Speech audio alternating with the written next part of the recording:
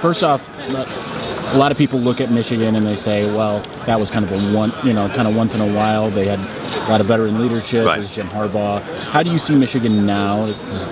Right now, it just seems like people are kind of counting them out. Yeah, I wouldn't count them out. I mean, defending champs. I know they lost a lot of great people. A great tailback, J.J. McCarthy, was a sensational leader. Defensively, lost a lot of guys, and they have to restock. But that's what Michigan does, and that's what big schools do. And Sherrone's going to put that together. He's been there. He won all his games as a coach. I mean, Jim wasn't around half the time, so he's out in San Diego. I think it's a big challenge, though, to run the table and win the national championship and expect to do it again the next year when you lost all your veteran leadership. It's going to be tough, but it's Michigan, and they had guys waiting in the wings last year going, I can play as good as that guy, and so they just have to go out and prove it. We'll find out really early, I guess. First month of the season, we're going to know how good they are.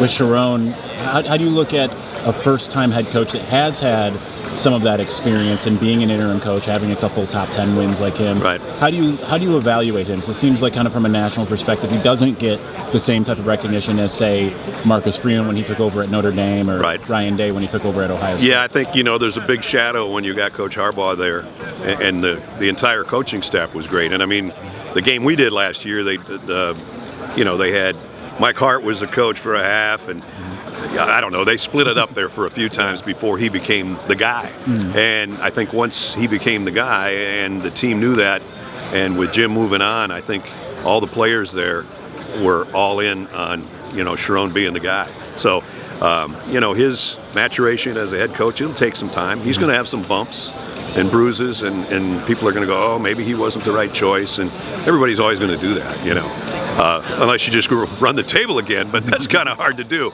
So, I think it'll be a growing process for him, and he'll have weeks where things don't go well. He'll have weeks when they maybe beat somebody they shouldn't beat. So it's going to be interesting. The tougher schedule, obviously, this year than a lot of the last.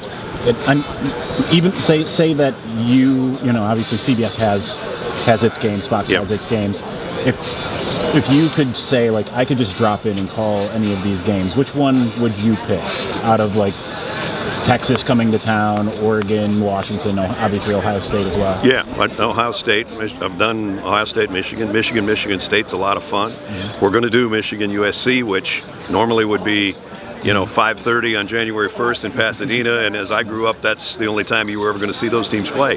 So, we don't know our entire schedule yet, and I don't know how many times I'm going to have Michigan, but the fact that we know we're going to have two big names early in the season when USC comes to the Big House is going to be fun. How odd is that new changing landscape, the fact that it's not in Pasadena, it's in Ann Arbor, right, and it's a conference game? Right. Well, the rest of the country is going to look at that and go, I thought they only played in the Rose Bowl. The fans, just kind of a fan that doesn't realize how things have changed and the dynamics of college football and all the difference with alignment and conference alignment.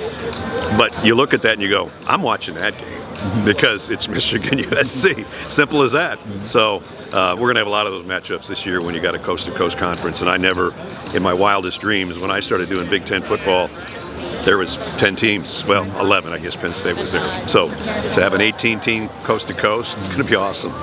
Last one for you. Fill in the blank here. Michigan repeats and wins the national championship if blank. If their quarterback situation shocks the world and their defense plays so lights out that nobody can score on them. I don't think either one's going to happen, but you can't repeat unless you're Georgia. No, or Nebraska, or whoever. Thank you very much. You got it, man. Nice to meet you. Nice to meet you as well.